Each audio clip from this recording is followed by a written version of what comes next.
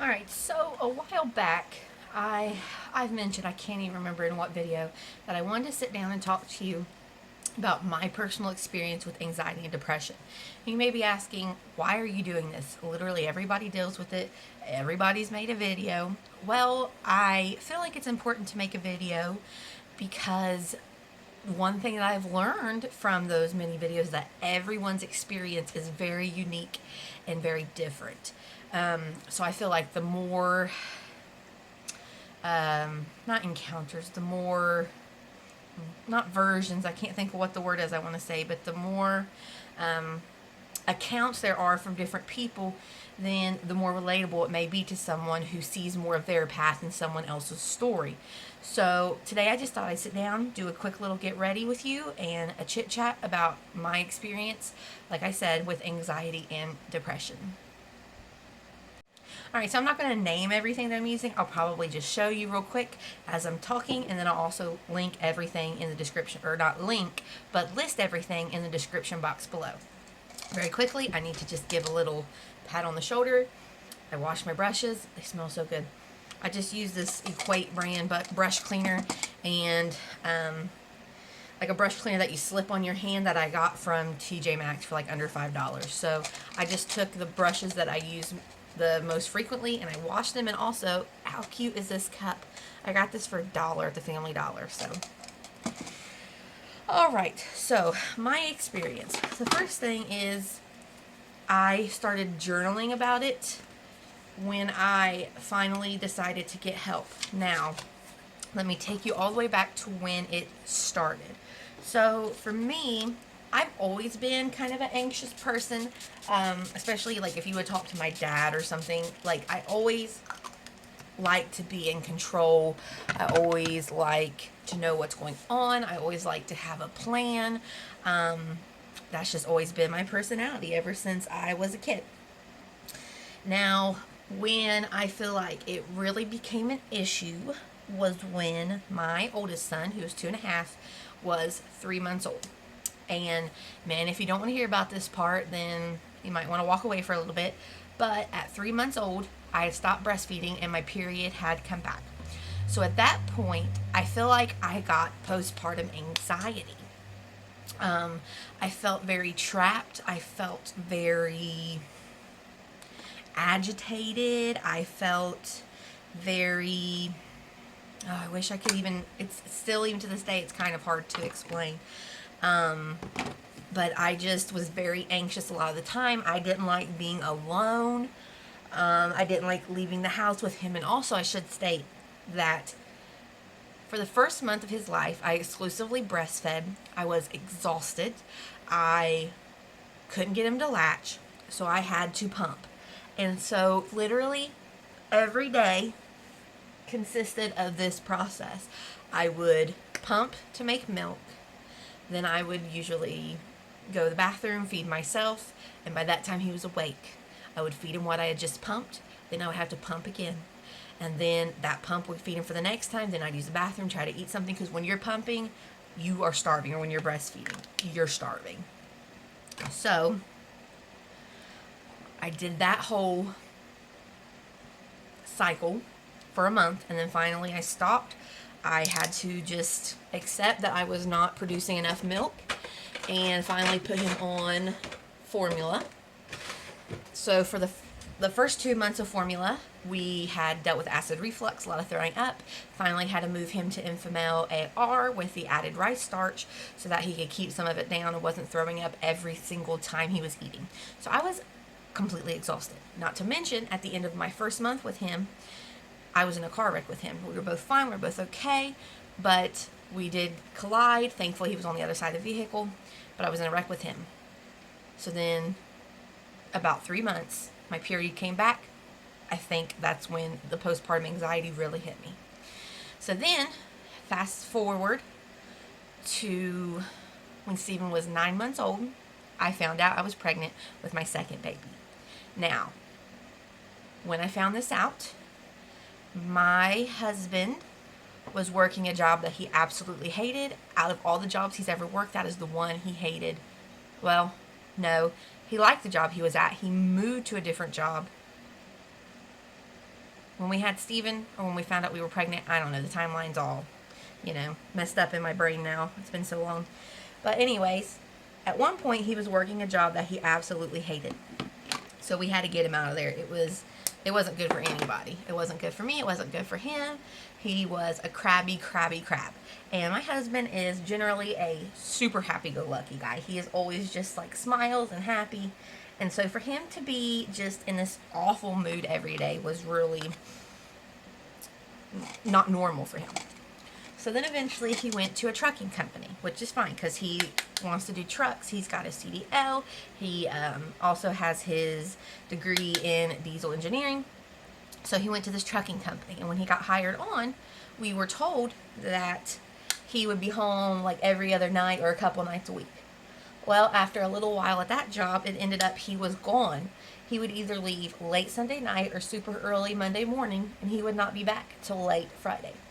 So at that point, I was pregnant. I had Steven. And so I was taking care of an infant. I was pregnant with our second, and I was alone the entire week. And that's when my depression got really bad. It got really bad. So honestly, I wish I could say I went and I got help. No. I struggled in that cycle of anxiety and depression for honestly until December of last year, 2019. And it just was so bad. I would feel trapped in the house. I would feel like I was nothing but a mom. And not that these are bad qualities or bad things, but it's just my mind was so just messed up and not thinking the right things. And I want to put this out there. I am a Christian. I would pray. I went to the altar. I got anointed. I would ask my friends to pray for me. And I absolutely 100% believe that all those things did help me to continue through that process. I feel like those were the moments that picked me up out of the pit and kept me going and didn't just completely swallow me, because I did look to my Christian friends. I did look to God for help. And I think without those moments, it would have been much, much, much, much, much worse than it was. So it finally got to the point where we moved, and I really thought part of my anxiety and depression would kind of lift when we moved, because we were in such a small home. But I loved our first home. It was perfect for us when we began, but to have grown our family by 2 children in the span of 2018, 2019, we needed more space. So when we moved, I thought, okay, I have space, I have places to put things, the kids will have rooms to play in, they'll have their own bedrooms, and it did alleviate it for a little while, but I fell back into that same cycle of just feeling depressed, feeling anxious, wanting out of the house, sick of the kids crying. And I mean, I still get like that from time to time, I'm not going to lie. Sometimes when they just cry and they cry and they cry and they're relentless, whew, it really works on my nerves. But it finally got to the point where I was scared. Josh and I had talked, and he kept saying, you need to go see a doctor, you need to get help. But I was very scared because after I had my second child, I talked to my gynecologist. I told her what my issues were with Steven, and I told her before the second one was born that I wanted us to talk about it, to actually have an open dialogue, because I hadn't talked about it with anyone really. So she said, okay. So when I felt like I was having issues, I talked to her, and her only suggestion was birth control, because she felt that my situation was definitely hormonal. Well, I talked to her and I said I was worried about that because when I was a teenager, I got on birth control because I had irregular periods. In college, I started getting horrible migraines, debilitating, couldn't see, couldn't drive, throwing up until it was gone, just in bed for hours, horrible migraines. So finally, after being with Josh for a little bit, I went to the doctor, and we discovered that the estrogen was giving me migraines. So I switched to a progesterone type of medicine still had migraines. Then I went with the Depo shot, and I did that once, still had migraines. So I finally decided that after the Depo shot, I was just done with birth control. And plus, at that point, Josh and I had been married for a while, and we had discussed the possibility of having a family. So once I got off of birth control completely, I did not have migraines. I mean, I still have headaches. Every once in a while I'll have one, especially when the weather shifts, but nothing like I did when I was on birth control. So when my doctor, my gynecologist, suggested that I start taking birth control in the present for my anxiety and depression, I wasn't comfortable with that. So then she started talking about the, I can't even think of what it's called now. Basically another form of birth control. And basically after that conversation, I felt defeated. I felt like she wasn't really listening to me because I kept saying, I'm not comfortable with birth control. I'm not comfortable with birth control. I can't go back to having debilitating migraines and having to be home by myself alone taking care of 2 small children and then be on the couch sick or in the bathroom throwing up. Like I can't willingly go back. So I'm not gonna lie, I felt super defeated. I cried. I thought, this isn't going to work. So, hi baby. After a while, when I realized it was still bad, it wasn't going away, I decided to go see my family doctor. And I just broke down. I told her how I'd been feeling. I told her about my experience with my gynecologist and how I felt defeated from that conversation. So she suggested trying a different medicine. And the medicine I'm currently on is Lexapro. So she started me on that, and we started it on 10 milligrams for a week. And after a week, she was supposed to increase it to 20 milligrams. Well, I was very scared of what the side effects would be. And generally, I am home alone with the kids, unless Josh flip-flops and comes home and stuff. So we decided to continue it out for a little while, for about 3 weeks on 10 milligrams. Well, after a week, I noticed the decline. And so eventually, we did increase it to 20 milligrams, and that's currently what I'm on now. So for, let's see, I started my medication on 12, 14, 19. So it's been almost 2 months at this point. So when I started my medication, I started just kind of bullet journaling my experience. And at this point, I am, no baby, no. You want to brush? Yeah. Here you go. You're welcome. So at this point, I am very glad that I went and seen the doctor and I talked to her, because for me, the medication has definitely helped. Now, has it been perfect all the time? No. I have still had moments of anxiety. I still have moments of depression, but it doesn't last nearly as long as it used to.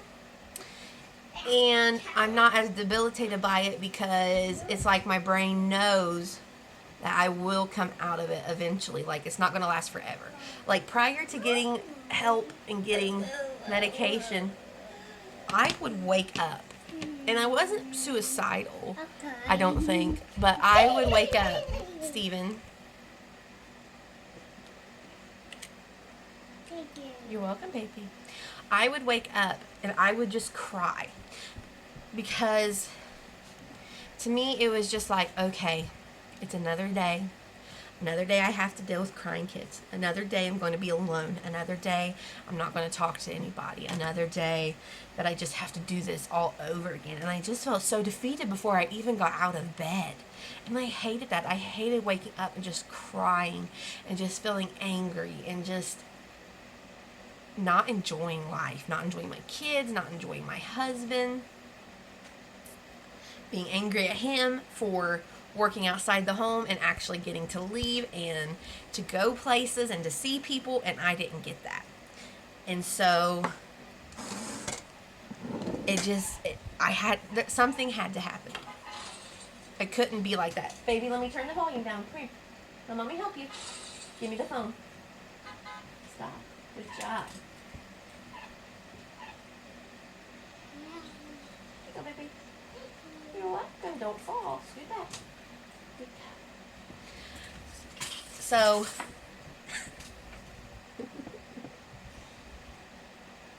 I love you. So it had something had to change, and so wow. Okay, warning. So this Believe Beauty has been laying down in my thing, and it has completely exploded. It just got all over everything. Hold on one second. And so, like I said, we started my medicine, and we did increase the dosage after a while. So for me, it wasn't like it was just instantly better. Like, I felt good for a week.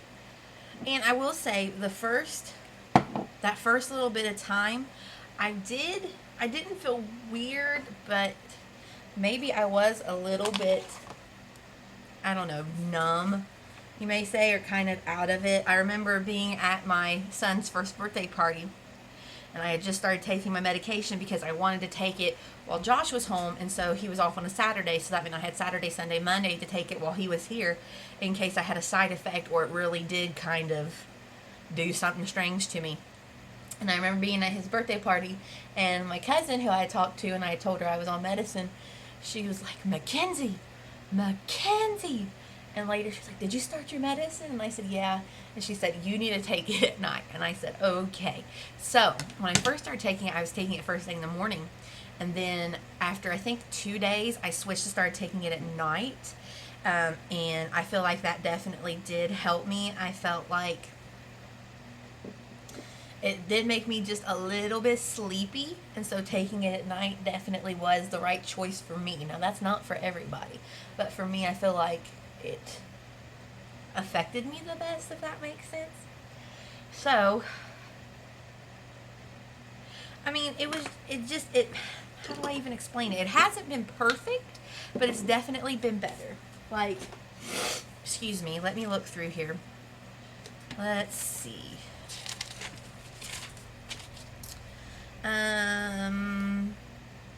Like, I noted that I was feeling sleepy. Like, I remember one of the biggest things was we went to the mall, and I didn't get anxious, and I didn't have anxious diarrhea, because when I get really anxious, I have to go to the bathroom. And we went through the mall, and I wasn't anxious the whole time, and that was a big deal for me, because I went with the kids and Josh.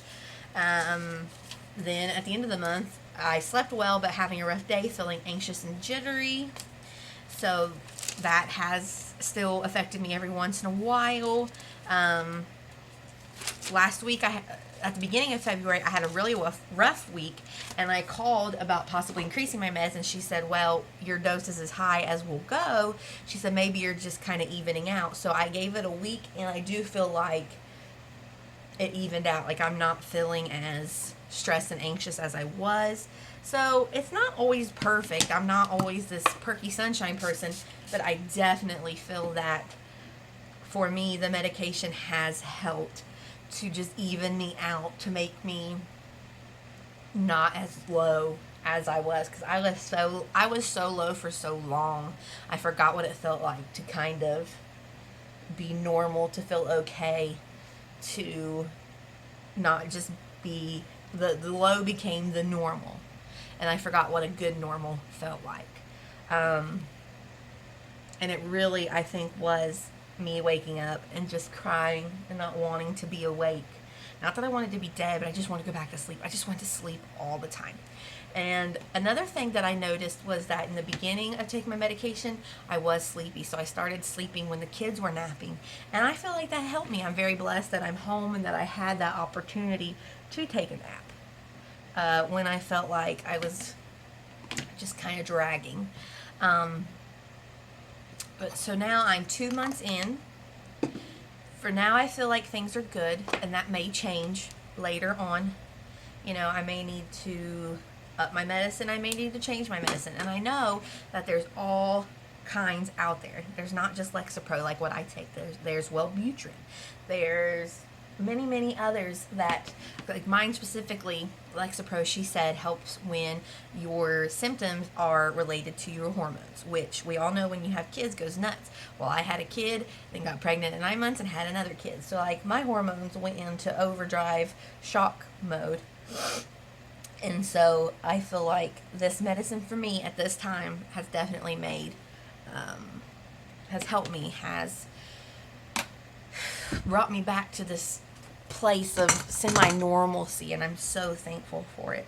And I still ask for prayer. I still pray. I always feel that's part of just who I am at my core. And I do believe that God could have healed me. I do believe that if he wanted to, he could have took this all away. But he didn't. So I have to have faith in the fact that he allowed me to go through this for a reason. I think it's a quote or a saying that someone has said that a lot of times your mess becomes your message. And that's another reason I want to share this. Like, a lot of times in the, Christian community, going to see a doctor or getting medication is frowned upon. We think, or we're told that, well, you should just believe God will heal it. Well, I do believe, I believe God will heal it. I asked him to heal it. But I also asked that if he chose to let me go through this, he would point me in the right direction to get help, because I needed help.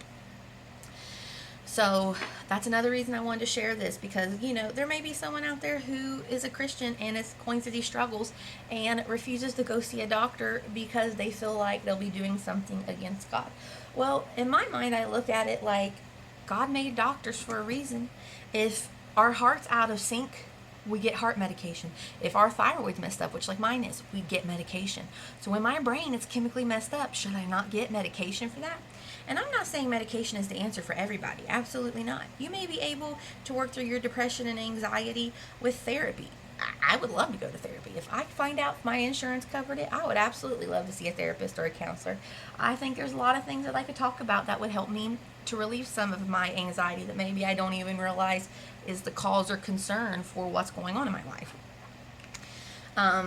You may be able to help decrease your anxiety by what you eat, by exercising, by finding an outlet, or, there's just all these different things. But I just think when it comes to medicating, it's highly frowned upon. And I don't know, I just decided that if God didn't want me to have medicine, then, my doctor would be like, no, I don't think you need medication. But after I described my symptoms and how long I've been feeling this, she felt that I did. So in my mind, I trust her with my thyroid. I trust her with my yearly checkups. I trust her with my husband's health. I trust her with any other ailments I have. So I feel that in that I can take refuge in knowing that God will help her to help me with my brain as well. And so, like I said, for me, I feel like things have been going a lot better. But again, I want to stress that maybe medication isn't the answer for you, but if you feel like you're struggling, seek help. Go to your doctor and tell them, I'm having these issues, but I'm not comfortable with medication yet. What else can I try? There may be something else you can do, but ultimately medication may be the not solution, but a stepping stone towards getting better. I just don't want someone to be out there and to feel like they're trapped, because I felt trapped for so long with this, feeling like I couldn't talk to anyone, feeling like no one cared. I felt very isolated and alone, and honestly, that was not the case at all. How could anybody know when I didn't tell them? I was alone a lot. Nobody seen me, and I was very good at putting on a front when I would go to church or when I would see other people, until I finally got honest and admitted that I was having an issue. And you know what happened? When I admitted it, a bunch of other women stood up, and they're like, I understand what you're going through. I've been there. I've dealt with it. I'm still dealing with it. If you need help, talk to me. She's like, just so many other people who dealt with anxiety and depression, and not even just women either. Men stood up and were like, depression affects us all. It's a real thing. Excuse me, I'll cut that out. But it just, I'm trying to choose my words carefully here and kind of conclude all these things that are going on in my mind. But basically, I wanted to share this again so that people out there know they're not alone. They know that You know, each situation is unique. Maybe some of my story does relate to you, maybe it doesn't. That's okay. The premise still is, don't let yourself get so bad that you go into this dark pit. You know, if you feel like something's off, trust yourself, trust your body. You know, if your arm aches, or if you've broken your arm and your arm aches, you go to get help. If you feel like something is wrong, trust that, and, you know, seek out help. And it may take trying a couple doctors to find the right one. Sometimes doctors aren't the right fit for some people. I'm very lucky that I love my family doctor and that I trust her. And so when she gave me her recommendation, I felt comfortable in taking that. So I am very lucky in that sense. But just know that you're not alone. Know that anxiety and depression doesn't mean you're a bad person. It doesn't mean that you're not loved. It doesn't mean, I don't know, it doesn't mean anything. It's just something that can affect us. And my advice to you is to seek out help. Let someone know. Don't suffer in silence, because when you internalize it, it's like your inner voice, well, I feel Satan, will just use that and twist it and just pull you further and further down and just try to hold you there. And that's not what God's plan is for any of us. His plan isn't for any of us to be trapped in a pit. His goal for us is so much bigger than that. And so I hope that this video made sense. I'm going to throw on some balm here. I hope that you found something in this video that encouraged you. If you have any thoughts or comments, please feel free to leave them in the comments below. If people do comment, please be kind. Realize that people go through their own situations and you may not relate, but you can always be kind. So thank you for watching, and I'll see you next time. Bye-bye.